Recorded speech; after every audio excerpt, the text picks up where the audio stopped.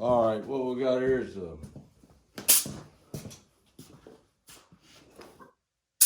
compressed air. I'm going to introduce some forced air onto my fire here. I'm gonna get this hot enough. What I got in there is I got part of a shovel, this shovel head, and I just got it over top of my coal so I can kind of contain that heat down there around where my knife blade is. My knife blade is right here. I'm getting ready to introduce some forced air, get my coals real hot. It'll heat my knife up. I got me a little small die from something used in power lines. And what I'm gonna do with it is I'm gonna use it as my anvil, because I don't need a great big anvil right here. The phone's sitting on the 103 pounder, but I don't need it for this right here. I made my first couple of knives on a railroad tie, or a piece of railroad track on the end of a stump, so you don't have to have all the nice equipment. You can do this stuff with bare minimal tools, and probably could do it with rocks and wood.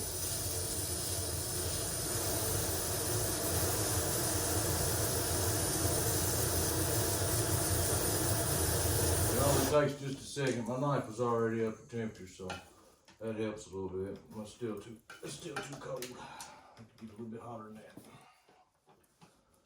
It gets hot sitting right here.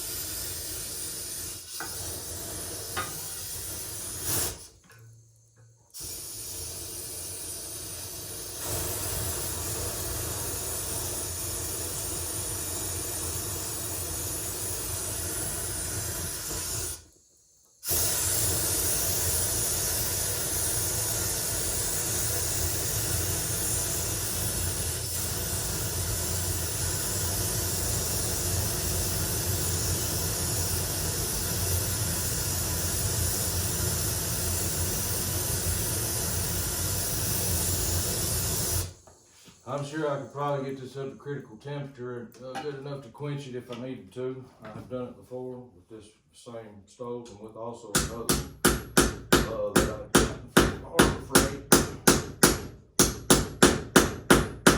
Well, not Harbor Freight. Somebody bought it from Tractor Supply and I ended up buying it for $200. Had a glass window in it.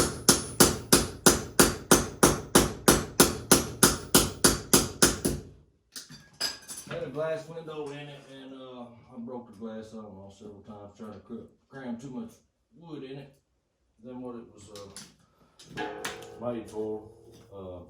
You can use tongs too. I've got a few pair. I just don't know where they're at. I don't feel like digging them out. Pliers work just as good for something small like this.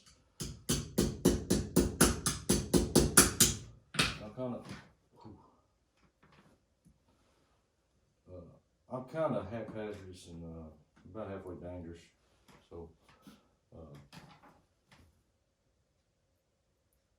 I'm not liable for anything that happens to you or your house or your property if you follow any of these ideas. These ain't suggestions. I'm just showing you what I do. You don't have to do none of it. You do what you want.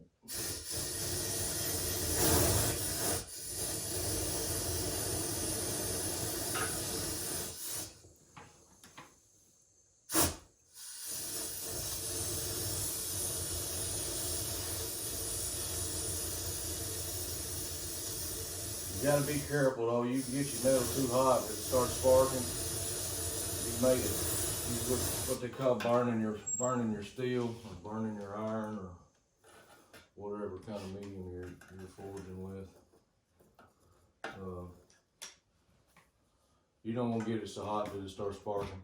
You do if you're doing something like sand steel, which is layered steel, or you're doing some forged welding a couple pieces of steel together for maybe putting a bit or something in a hatchet, or folding a tomahawk over and putting a bit in it. There's different reasons you want to forge weld something, but I'm not doing it. I forged welded a piece of rope together, made a piece of 4 minutes Damascus one time. It's pretty sharp knife.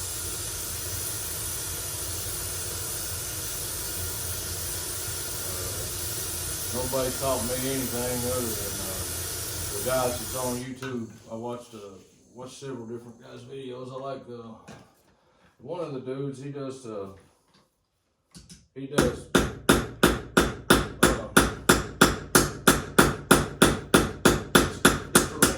differential tempering or differential heating techniques on the steel after he's got it forged.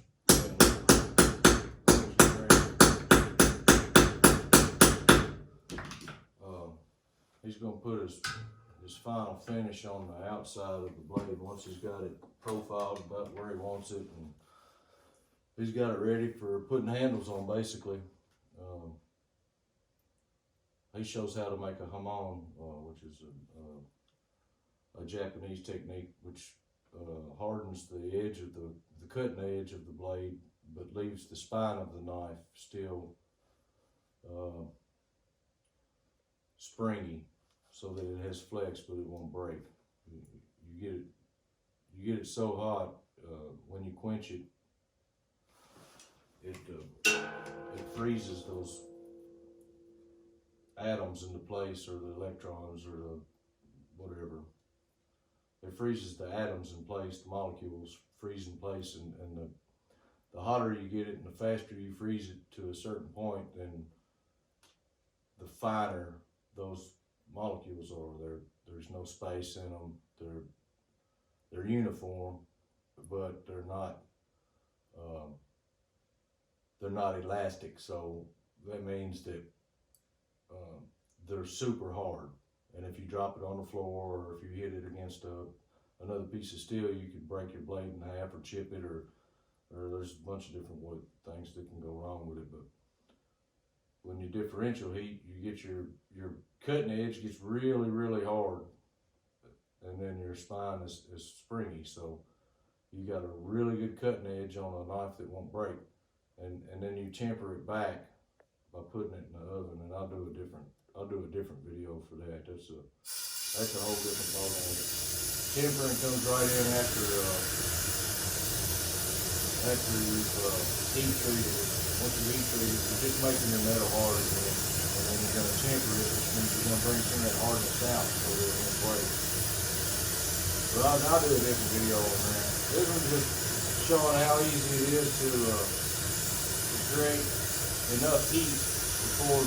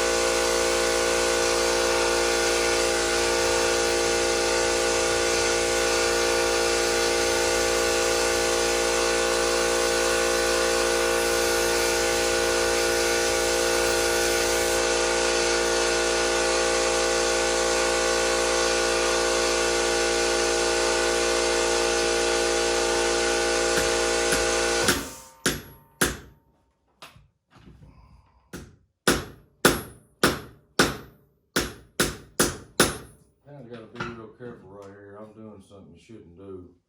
You don't want to hit cold metal. It'll crack on you. I ain't hitting it real hard. Crossing my fingers, I don't crack it because I won't put a lot of time in this blade already. But yeah, you don't want to get it too. You don't want to hit it while it's too cold. Once it starts getting to where you can't see the color in it anymore, as far as the glowing red, probably time to adjust it. Get some more heat, some more coals closer to where the fire is. I don't know how good that's actually doing. I thought it was real good if you just pile them up right there and shove it down in the middle.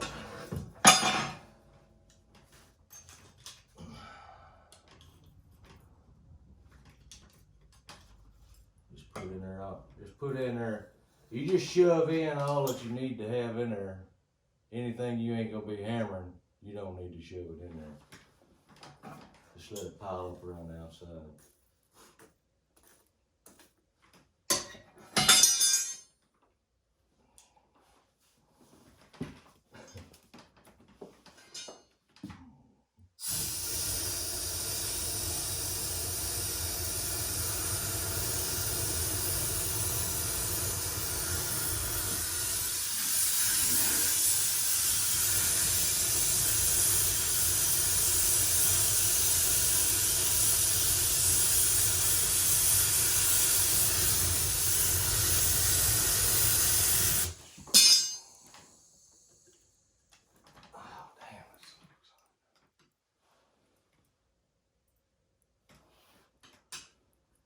Kind of just straightening it up. I'm just messing around a little bit with the profile.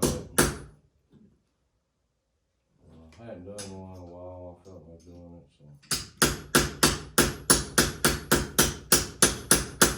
If you're thinking about forging more, man, I highly recommend doing it.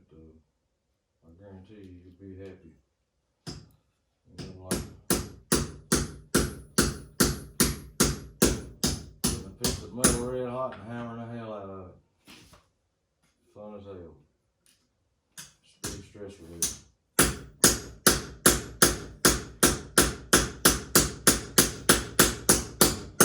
I'm making this for somebody for Christmas.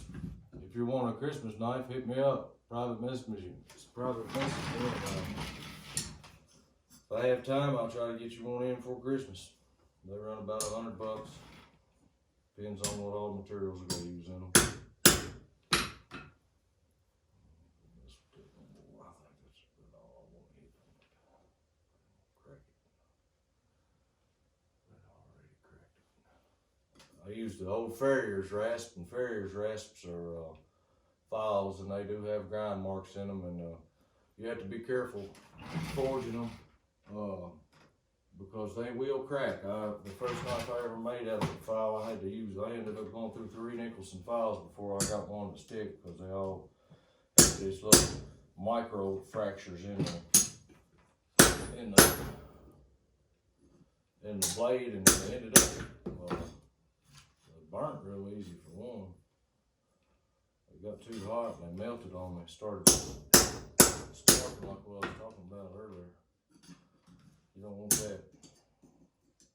Once that happens, your metal in that part of the knife, I don't know what happens. I guess it loses its carbon or something because it gets really soft. It's not considered high carbon steel anymore, or at least not for what purpose you're gonna be trying to make it out of it. But all metal, all steel will do that, I guess. All steel. I don't know if iron does it. I never fooled with iron. I know you can't hardly weld it. Oh yeah. But there you go. Coals from your fire. You don't have to have charcoal. You don't have to have coal. You can use whatever will burn. If you stuff leaves into a can and let them dry or whatever, and it turns into a log, you can burn them. If you can get a coal off of it, you can use it to forge with. And you don't have to have an air compressor either. You can use a piece of plastic tubing that goes on the back of your water, on the ice maker for your refrigerator, or a piece of copper line, or you can use anything. If you roll a piece of paper up, if you get close enough to the fire, it will work. As long as you induce air flow over them coals, it will work. Alright, what I've done there is I put a blood groove in, or what they call a hollow ground, right up the center of the blade there. Kind of makes it where you can take some of this metal off between the hollow grind and the actual cutting edge, because I'm using a thicker piece of metal for a Bowie knife, and you don't want to have a real thick I don't know what you call this part of the knife, between the hollow grind and the cutting edge. You don't want it to be fat. You need your blade to get narrow as you can down to your cutting edge for a Bowie knife, or something you're going to use as a skinning knife. Now some knives it doesn't matter, but in this instance I needed it to be thin right here, so that when I sharpen it, it'll retain an edge and I can skin a deer with it really good. All right then, peace. I don't know about liking my videos and sharing them, but come back, I'll probably have some more.